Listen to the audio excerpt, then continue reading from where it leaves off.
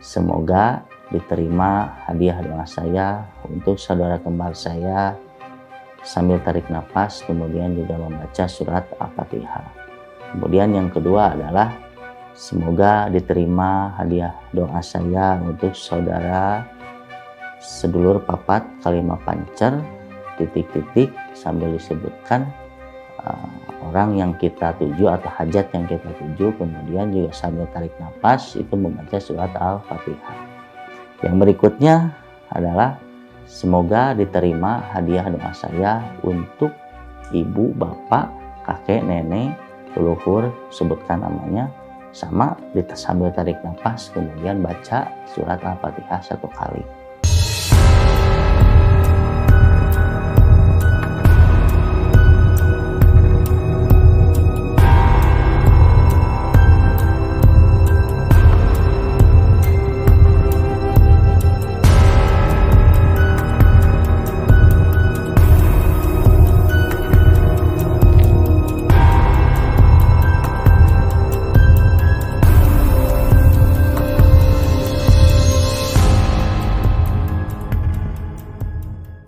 Assalamualaikum warahmatullahi wabarakatuh.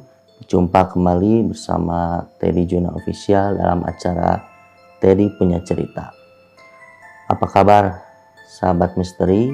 Semoga selalu diberikan kesehatan, umur yang panjang, serta rezeki yang tiada batas. Episode ke-21 kali ini saya masih dengan tema yang sama. Saya belum bercerita mengenai cerita misteri atau kisah-kisah yang memang bersinggungan dengan hal gaib. Di episode ini saya akan menjelaskan mengenai ilmu yang memang jarang kita ketahui dan sangat bermanfaat dalam kehidupan sehari-hari. Simak terus penjelasan dari saya, semoga membuat teman-teman, sahabat semua paham dan mengambil manfaat dari konten yang saya sajikan kali ini. Bagaimana selanjutnya? Simak terus, tonton tayangan berikut ini.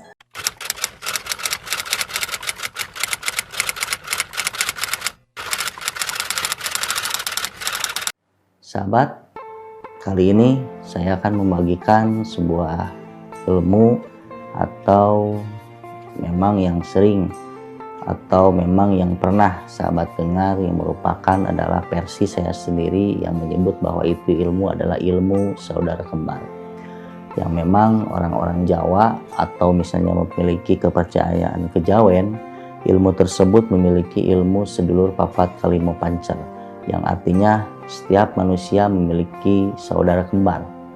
Bagaimana penjelasan dari ilmu tersebut? Mari kita bahas satu persatu supaya sahabat semua mengerti mengapa ilmu ini sangat bermanfaat dalam kehidupan.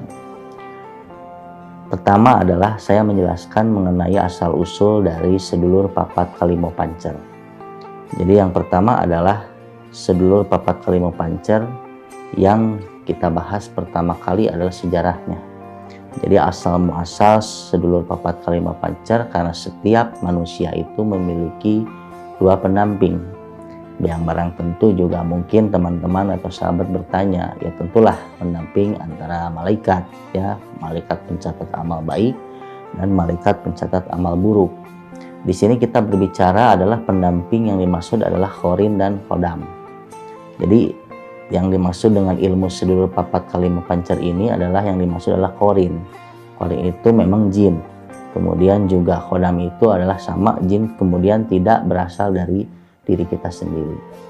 Tentunya Qorin ini memang alamiah, setiap manusia pasti memiliki Qorin. Contohnya seperti ini. Qorin adalah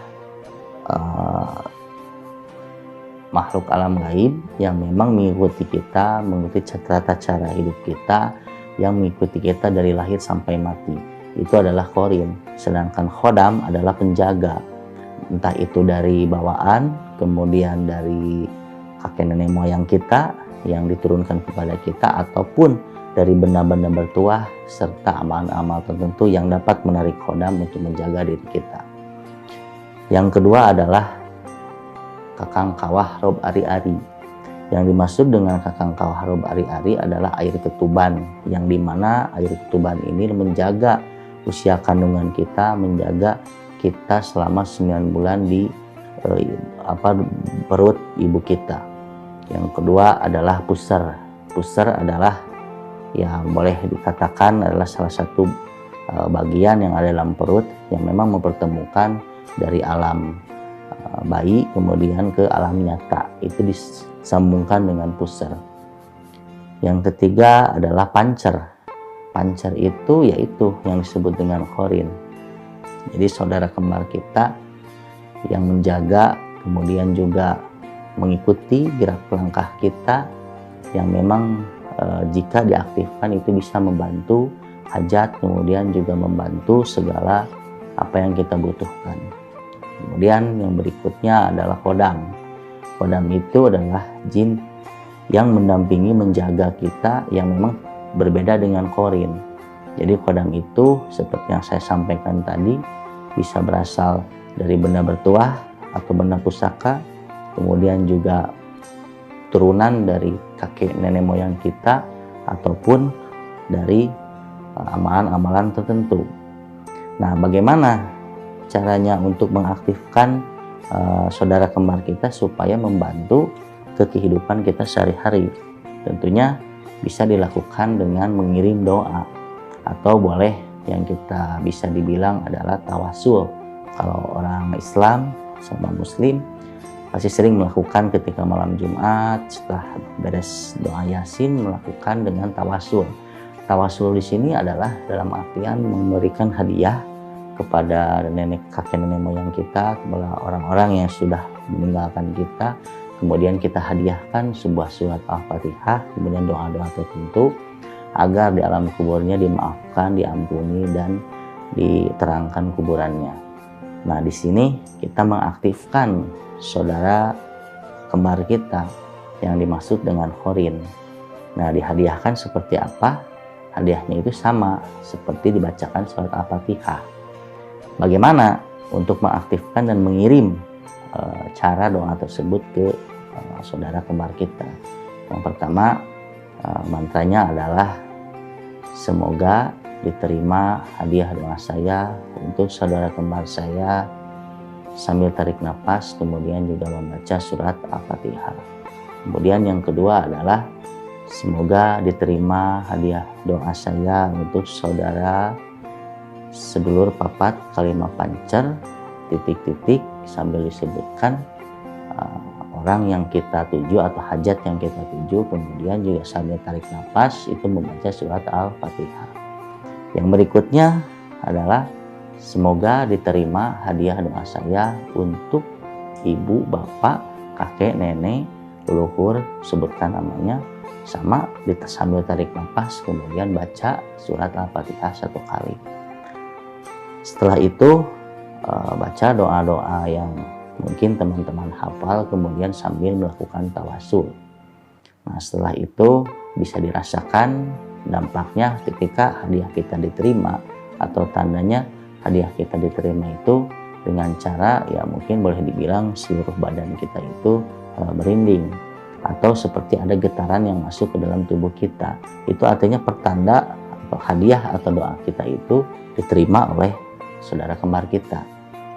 Nah, yang berikutnya adalah bagaimana cara kita berinteraksi dengan saudara kembar kita supaya dapat membantu kehidupan sehari-hari. Tentunya dengan melakukan terus tawasul, dan suatu saat teman-teman juga pasti akan merasakan bisa berkomunikasi langsung, entah itu dalam mimpi ataupun seperti bisikan-bisikan yang memang kita berkomunikasi. Nah, di tingkatan untuk komunikasi itu setidaknya memang sudah tahapan yang memang lebih tinggi, karena memang biasanya hanya orang-orang tertentu yang bisa berkomunikasi dengan saudara kembarnya. Jadi seperti itu tata cara pengaktifan, kemudian juga tata cara tawasul ke saudara kembar kita supaya segala apapun hajat, kemudian kepentingan yang kita miliki, kita bisa sampaikan, kemudian juga minimal kita dibantu oleh saudara kembar kita. Kemudian juga bagaimana untuk bisa melihat. Kalau untuk melihat, saya rasa sama seperti hanya orang-orang tertentu yang memang bisa melihat saudara kembarnya. Mungkin kalau orang awam itu cukup hanya ada seperti getaran, kemudian juga ada mungkin bisikan-bisikan. Terima kasih sahabat misteri sudah menyaksikan materi yang saya sampaikan. Semoga dapat diambil manfaat serta bisa dilakukan jika ingin mempelajari ilmu saudara kembar. Mohon maaf bila ada beberapa pihak yang memang tersinggung atas materi yang saya sampaikan, ataupun dari materi saya yang kurang, silahkan untuk menambahkan. Dan untuk teman-teman yang memiliki cerita-cerita misteri, kemudian pengalaman-pengalaman horor yang di luar nalar, silakan kirimkan ke email di bawah ini dengan subjek Teddy Punya Cerita. Akhir kata dari saya, mohon maaf lahir batin. Assalamualaikum warahmatullahi wabarakatuh. Salam Rahayu.